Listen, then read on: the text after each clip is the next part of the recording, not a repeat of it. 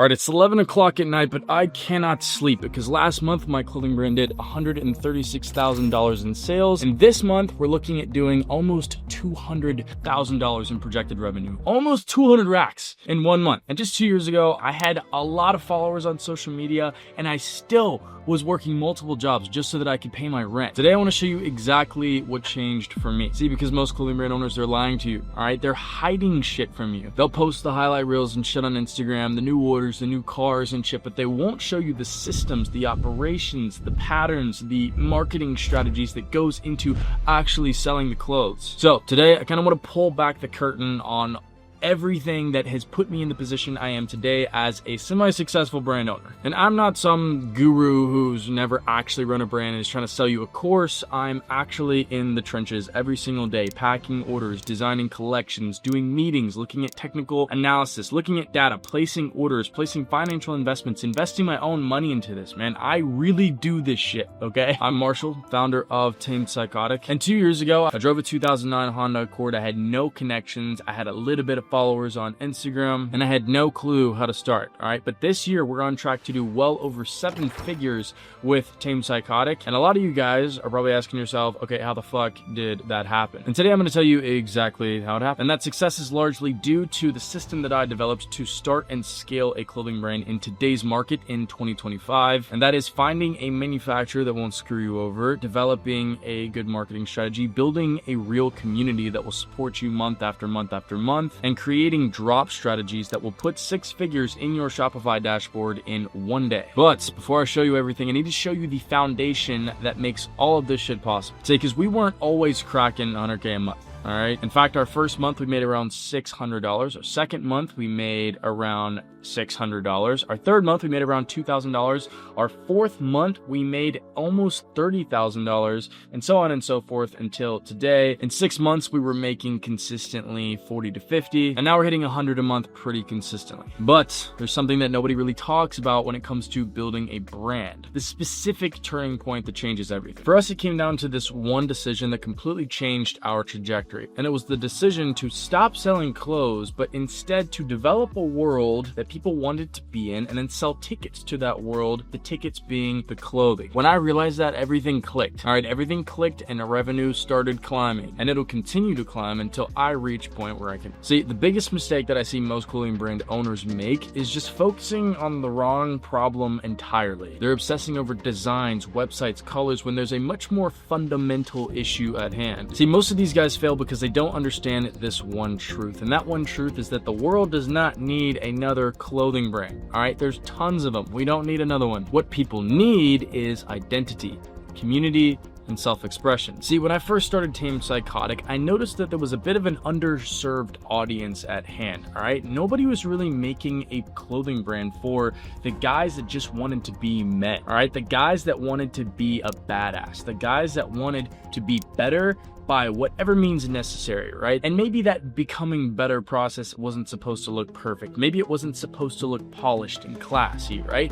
Maybe it was gonna look a little bit messy. Maybe it was gonna look a little bit grungy, right? And I wanted to create a community for these guys because I am one of those guys. I am that guy, all right? I wanna be better, but I'm not perfect, all right? And our brand, Tamed Psychotic, is all about the chaotic pursuit of an imperfect, superior self, all right? And that's an underserved audience. I didn't have a brand that I could go to that I really resonated with. So I identified that as my hole in the market that I could fill by creating Tamed Psychotic. And once I figured that out, that core message became our driving force. It became what built our community. And we ended up building an aesthetic kind of around that mission statement, around that sentence that is our brand, that makes up our identity, right? It's this 90s, early 2000s grungy, manly, biker, gritty kind of aesthetic, and it works so well with our mission and really creates a world that you can be a part of by wearing the clothing. But that's great and all, but what separates 5-figure brands from 6-figure and above brands is this next step that I want to cover. And this next element is product development. See, because all these massive clothing brands aren't just throwing random shit at the wall and seeing what sticks. And that's what every small brand thinks is happening, but that's bullshit. It's complete bullshit. There is a science to it, okay? It starts with something that we use in really the creation of any business, and that's going to be market research, right? Market research is essentially where you take a deep dive into into the market that you want to break into, the market you want to build a business in, and you figure out, what are my competitors doing? How did they get to where they are? What are the top performers in my niche, in my market, doing to retain their position on top? You want to target specific trends that are being capitalized on, that may be in the rise. You want to see what other brands are doing that's working. Is it essentials? Is it heavy graphics? Is it heavy garment design? Or is it more focused on what the print and what the graphic looks like? You need to do research and figure all this shit out. For myself, I like to reference a lot of vintage garments from the 80s, 90s, and early 2000s, because these are the garments that are being sold now in vintage stores for like triple the price of a normal t-shirt these days. All right, these are designs that have stood the test of time, right? I'm looking at old band t-shirts, old Harley t-shirts, old grunt style t-shirts. I'm taking references from vintage Carhartt, vintage Levi's, vintage Dickies. I'm on Reddit hunting for what vintage items are selling for the most, what vintage items are in the highest demand. And then once I have some concepts that I like to collect data on those concepts, right? I like to get a sample made or a mock-up made and then post it and see what the people think, see what people think. You can do this on Reddit,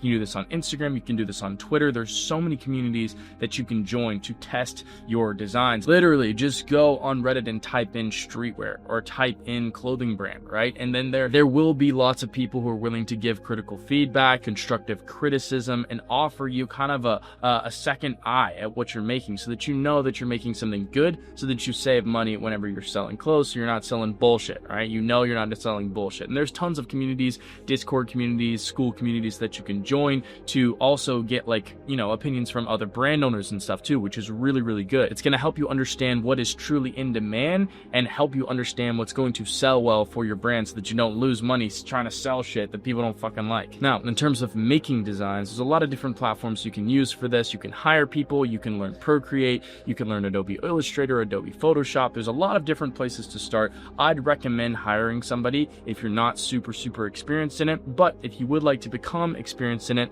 I'd recommend starting on Procreate on your iPad, maybe Adobe Illustrator. There's a few templates for tech packs and call sheets that you can find online in Discords and different school communities, but you can also learn this shit on YouTube. Just look up, how do I make a tech pack? Make me a tech pack. Use ChatGPT, use YouTube, figure it out, all right? It's not that hard. Now, to find a manufacturer. This is something that a lot of people get stuck on, but I'm gonna make it very simple for you guys. I'm also working on a tool that you guys can use to essentially tell the tool, hey, I want a manufacturer for this, and it's going to spit you out a bunch of trusted manufacturers that have good reputations and have good previous work. But for the meantime, until I'm done with this software, I want you guys to essentially just go to Alibaba. All right, you're going to go to Alibaba, you're going to type in, hey, I want to make X. Maybe it's a hoodie, right? You type in hoodie, you make sure to check verified supplier and also the trade assurance box. And that makes sure that you're not going to get scammed and that they are a good supplier. Also look for, you know, years of experience, stuff like that. You're going to hit up one, you're going to say, hey, I want to have X amount of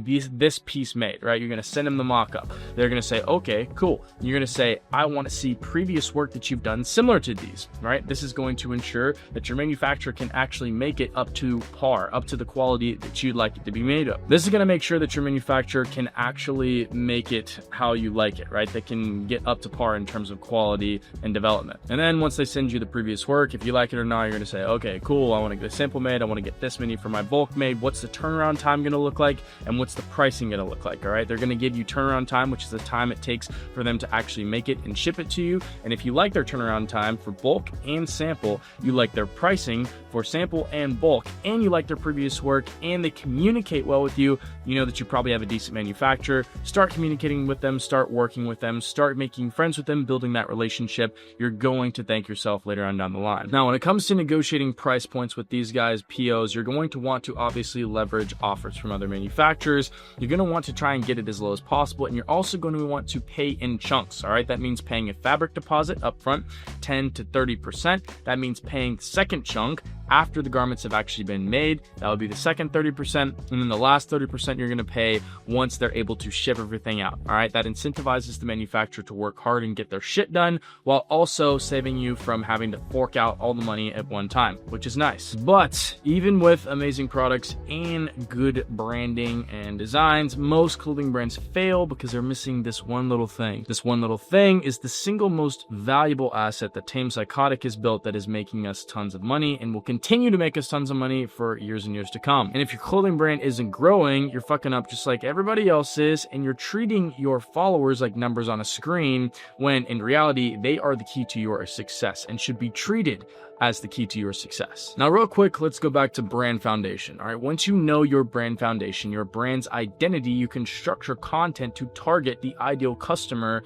that matches that brand's identity and foundation, right? The target customer that's going to resonate with who your brand is, what message you send, what your mission and objective is with the brand, the reason for its existence, all right? The people who, like I said earlier, want to live in the world that you have created and are willing to purchase a ticket, the ticket being the clothes, to enter the world. So now it's time to attract them by posting content that speaks to that specific customer, that matches your brand's foundation and identity. And we do this with 4 content pillars that drive our social strategy. The first one being brand story content, all right? Telling the story of your brand, why you send the message that you do, why you exist, all right? Virgil said it best. He said that whenever you're creating something new, it needs a reason to exist. And without a reason to exist, it will fail in terms of success, in distribution and people consuming your products. So you need to tell the story of why it exists, what inspired it to even become real. Why did you decide to make a clothing brand? Why did you decide to name it what you named it, right? What's the story behind that? The next thing you're going to want to hone in on is product showcase content, product display content, all right? Showing your products in a very creative way, using flat lays, getting creative in the studio, getting creative with your lookbooks, showing the clothes in a really cool, creative way that not only shows the product and shows the, and this isn't just about showing the quality of the product. That is important, but what's also important is framing that product in a way that speaks to your ideal customer and refers back to your brand's identity, the foundation that is the reason all this shit exists. Number 3, behind the scenes. Behind the scenes is very, very important. Why? Because the reason something is valuable is typically because it is hard to obtain, right? Gold is valuable because it is hard to get your hands on. Tinfoil is not valuable because you can get it at every Walmart and Dollar General in a 2-mile radius. So how do you assign intrinsic value to your clothing? Well, you show that it was difficult to get, right? That it was difficult to make, that it was difficult to do photo shoots of, that it was difficult to do marketing campaigns around, that it was difficult to construct. You need to show what went into the creation of that product. Every tiny little step, from the drawing on the iPad, from the getting the sample on your screen, from getting the mock-up, from sending it to the manufacturer, from getting your shitty sample to getting your good sample, to doing the photo shoot, shooting behind the scenes of what it took to get the pictures and shots that you posted for your website or for your Instagram page, right? You need to show everything. You need to show the process of building that product, right? You need to show why this product is valuable. Why is the product valuable? It's because it was hard to fucking make. It was hard to get the product from point A to point B. Point B being in your customer's hands, all right? So show that process. It's very, very, very important. I would say that it's almost more important than showing the actual product photos and stuff like as a whole. I don't know, that's just my take. Maybe it's a hot take, but I think it's legit. And the last thing, number 4, you're going to want to be posting community engagement content. All right, you want to post content that incentivizes your community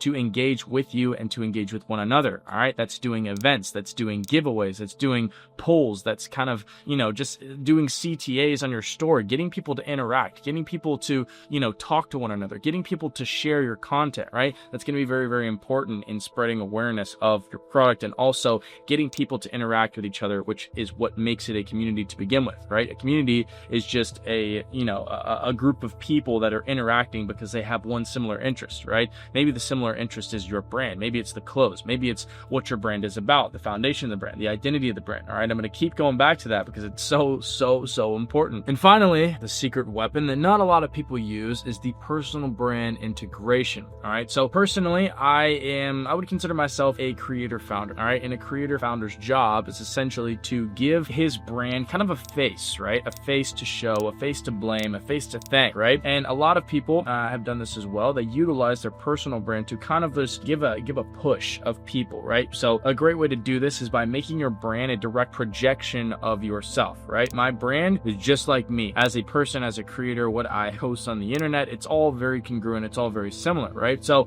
yeah, one way that you can do this is just literally just founder's documentation. documentation. Document the process of building your clothing brand on your personal account from your perspective, right? Because not only does this give the customer multiple perspectives of the development of the brand, not just the story of the brand from the brand's perspective, but also from the creator's perspective. And that just provides a whole new angle. And when people can see things from multiple sides, they tend to like it more if it's actually good. So just something that you guys can implement. It's something that I implement, and it's very, very, very powerful. It can push extra traffic. It can assign more value to your products and to your brand if you do have a good, strong personal brand to pair with it. There's just a million ways you can do it. You can make the brand more tangible, more understandable, more digestible to your audience in the way that you want it to be perceived, because your personal brand matches it exactly. There's a bunch of different ways that you can leverage this, but it is massive leverage, and it's something that I use and that I would encourage you to start to develop so that you can use it as well. Now, building a die-hard community has been a massive contributing factor to our brand success, but there is one system that took us from doing decent numbers, sort of good numbers, to doing crazy numbers in a very, very short amount of time. All right, and it is called the drop model. A lot of you guys have probably heard of it, but few of you guys probably understand it. And this is where most clothing brands just completely fuck it up because they don't know what they're doing. They just throw their products up on a website 24/7, post a few things on their Instagram, and then pray that they get sales, and then they're shocked when they don't get sales. What the fuck? Why am I not getting sales? My products are on my website. I'm posting Instagram posts. Why am I not making money here? You can't just do that and hope somebody buys your clothes, all right? That's why most of these clothing brands are stuck at like $500 a month, 50 orders a month. And you know what? They'll stay there until the intentions behind their marketing changes. And the brands making serious money are the brands that figured out how to make most brands' monthly revenue in a single day. And this is the exact system that I've developed and used to do upwards of $100,000 in just 30 minutes. Lock in real quick. This is very important. It's 4 steps. Phase 1, the tease. All right. You're going to start creating hype 3 to 4 weeks, just teasing your audience, giving them a little taste of what's to come. This is going to be about 3 to 4 weeks before your drop. You essentially want to create a curiosity gap. All right. You want to create a level of mystery for your consumers to where they're interested, but they don't know everything. So they're tuned in, right? They want more. They want more because people want to understand shit. People want to see the full story. That's why movie trailers work so well, because you give people a little taste, a little tease of something, and they want the whole thing if it's good. This could be product teasers, detail shots, behind the scenes shots, something that gives a part of the picture but not the whole thing. Now, phase 2 is going to be your collection phase. All right, this is where you're going to collect as much data on your customers as possible. You're going to drive all your traffic to a locked website with a phone number or email collections page on that website, password page. You're going to collect phone numbers and emails for 2 to 3 weeks before you drop so that you can have that phone number to communicate with your customer with. This is a very, very important step. Without this, your brand, your drop will not succeed. All right, because number 1, you need to establish a prior point of compliance with your customer. All right, if they're willing to do something small for you, like give you their phone number, they're more likely to do something bigger for you, like buy a $50 shirt. And number 2, the most important thing is you can use these phone numbers and emails to directly communicate with your audience without the whims and, ups and downs of the algorithms on Instagram, all right? You post something on Instagram and maybe 5% of your followers see it, right? But you send out an SMS blast from your Klaviyo, your Postscript, whatever you're using, and every single person who put their phone number in is getting a text message, right? There is no discrepancy. There's no it may send it to this person or that person. Like, you have a direct line of communication between you and your customer to let them know, hey, our drop is live. Hey, here's a discount. Hey, this product is about out of stock and it's in your cart. You want to go back and get it? Stuff like that, right? It's very, very important. All right, phase 3, it's going to be your drop day, all right? Every step in your marketing campaign leads up to this very moment. Their customers need to know when and where this drop's going to be, where the website is, what the password is if they need to get in with a password, what time it's going to be, what time zone that time is in, right? They need to know exactly where it is. They need to be there on the site waiting, just like Supreme had people waiting outside their doors for, hours and hours and hours before they dropped their in-store stuff, right? I have hundreds of people that just camp on my website before the drop, like literally hours before the drop happens, just waiting for that website to open so that they can hopefully have a prayer of getting their stuff, the stuff that they want, before it sells out, right? That's what you want to do. You want to have a crazy drop day where you send out your text message, right? All those phone numbers you've been collecting, you're going to send out a text message to those phone numbers saying, hey, our drop is live. It's very limited. Come and get it, right? Obviously, get creative with this. You can use different creative creatives like pictures, videos, GIFs, stuff like that to send in the message to, or you can do email. Email works as well. Then you're going to post on all of your socials that day. You're going to say, hey, the drop is today, be there, right? You're going to try and drive all that traffic from the marketing campaign to the website on drop day. This is very, very important. You want to sell all of your product in one day. That should be your goal, because that creates scarcity. And like I said earlier, if something is hard to get, it is intrinsically more valuable. You want to kind of force the buyers to act now or miss out forever. That's the kind of feeling that you want these guys to get. Now, phase 4 is going to be the post-drop phase. This is where you're going to show everybody that you sold out. You're going to advertise that you sold everything out so that the people who missed out are like, fuck, man, I wanted that.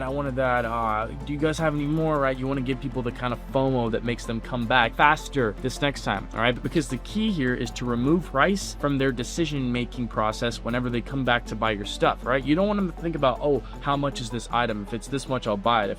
If it's this much, I won't buy it. You want them to think, oh, I want this item. If it's available, I'll buy it. If not available, I won't buy it, right? It removes price point from their decision-making process, and that gives you the opportunity to bump your price points so that you can sell these clothes for more. And this is where most brands fall apart, and where I screwed up many, many times before I started getting it right, all right? They nail their first big launch, and then everything collapses, and they're screwed for months because they missed this one little tiny thing. And this is why you'll see a lot of clothing brands hit 30, 40, 50K, and then just implode, and you never see them again, because they screw up the operations and the back-end systems that go into making a business function, into making a clothing brand function. And then they're running around like chickens with their head cut off. Their comments are flooded with unhappy customers. The DMs, the emails are flooded. They're screwed. And this right here is huge, all right? Number one, you need a fulfillment system. You need a system that streamlines the packing of all of your orders and the shipping of all your orders, all right? You need to know, okay, this is what shipping's going to cost for these. This is where I'm going to get my packing materials. I'm going to have those here ahead of time so that I can get my boys together. We can pack them in a good, systemized way that doesn't make any fucking mistakes, and then we can ship them quickly, all right? Because we live in a day and age where people have really, really short attention spans. People are fucking impatient, all right? When they order something, they want it tomorrow, right? Amazon kind of screwed us brand owners over because they can do like same day shipping at this point, all right? So in order to compete, right, we have to be getting these customers their orders as fast as humanly possible. And sometimes it's difficult. I've done drops where like it took me a month to ship out everybody's orders, a month and a half, I think, one of my first drops, right? But now we get everything shipped out within 7 days, right? And you should be aiming for that as well. You should be aiming to get it out as soon as humanly possible, same day or next day if possible, all right? And depending on your order volume, sometimes that's unrealistic, but that should be your goal, all right? That should be the standard that you set for yourself, to do it as fast as humanly possible. Now, the next thing you're going to want to do on the back end is build a solid team, okay? First guy that you're going to want to hire is a consistent designer, a designer that's on retainer or just works regularly with you, like on a commission basis. So you're going to want to hire somebody that's going to help you to continually push out new clothes so that your brand can keep making money. Because you're a CEO, you're a brand owner. More than likely, you can't design everything and sell everything and fulfill everything. That's just not sustainable long term at scale. The next guy you're going to want to hire is somebody to help you manage operations, all right? That's inventory, that's shipping, that's fulfillment, that's labels, that's all the nitty gritty customer service stuff, right? That's going to be very, very key, because that's going to be the essentially community managing mechanism for your customers to feel comfortable even buying from you again, or working with you, or talking to you, or buying from you in the first place. Most of you guys will just need those two in the beginning, and then obviously down the line, you can hire on a creative director, you can hire on a socials manager, you can hire on a technical analysis guy. We've got a lot of guys on our team, but we're operating at scale. So for you, for now, what you need to focus on first is getting that consistent designer, and then getting that guy that handles operations, fulfillment, customer service, all that stuff. Those are the two that you need to focus on first. Now, the third thing you need to think about when building your back end is your reinvestment strategy, all right? When you sell $50,000 worth of clothes and you ship everything out, you don't just hawk it, all your profit, okay? You can't do that, because your business is not going to grow, all right? You need to reinvest the money into whatever is going to make your next paycheck bigger, into whatever is going to make your brand get more followers on the Instagram page, get more sessions on the website, get more converting customers in the Shopify. You need to invest in people. You need to invest in teams. You need to invest in softwares. You need to invest in marketing. You need to invest in, maybe it's ads. You need to invest in expertise. You need to invest in knowledge. You need to invest in potentially a mentor. You need to invest in shit that's going to help you grow the business, grow your operations, grow your rate of output, grow your sales, grow your marketing techniques, grow your ability to produce clothing, grow everything. All right. That is how you scale a company. If you want your company to go from doing $10,000 a month or $5,000 a month or $20,000 a month to doing $100,000 to $200,000 to $500,000 a month, you have to reinvest. I reinvest pretty much everything that I make from my clothing brand back into the brand. I pay myself a little bit because I need to pay my bills and stuff, but pretty much everything else goes straight back into the clothing brand. Could I pay myself a shit ton of money every month and be chilling? Well, yeah, I could, but the brand would not grow. All right. And I want the brand to grow. I want to sell my company one day for like $1 billion. Okay. And to get to that point, I have to reinvest everything. Maybe reinvest, stuff from other businesses that I have. Okay. Because that's just how you grow a business. Any business needs investment to grow. It's like having a thoroughbred horse. All right. I want to, raise this horse and potentially sell it for $1 million, right? A thoroughbred racehorse. How do I do that? I do it by investing in training the horse, investing in food for the horse, and investing in advanced supplementation for the horse, advancing in, his shots, advancing in his groomers, right? Advancing in the place that he trains, right? I need to put money into him, into the thoroughbred horse, so that it can be trained and raised to become a horse that is worth $1 million, right? You can compare this to really anything, but at the end of the day, a business does not grow without reinvestment. So you need to really, really focus on that. Focus on the little things first, all right? Like I said, those first two team members, the designer, and then the operations guy, all right? And then from there, you can just buy new inventory, right? Let's say you do $50,000 this drop, right? Maybe next drop you want to do $70,000, which means your cost of goods, you buying the clothes that you are going to sell is probably going to cost more too. So maybe invest the money that you made into buying the next drop, right? That's going to be how you grow your company. Now, everything I just talked about, if you copy what I did, you'll probably see some success, all right? But here's the reality, okay? Building a real clothing brand is not about just checking these boxes, all right? It's about constantly putting out fires every day that you don't know how to put out. It's about making financial investments that you weren't prepared to make. It's about making split-second calls when there's thousands of dollars on the line, constantly evolving when all the old shit stops working. This shit deep, all right? And that's why I've created something for those of you who want to take this seriously. I made a 45-minute video, a masterclass, probably the best video on YouTube for clothing brand owners that you can watch. It's going to be somewhere up here on the screen. I want you to go and watch that video, and I want you to take notes. I want you to bring a notebook. I've had so many people tag me on Instagram and post that they're taking notes while watching the video because it is so damn good.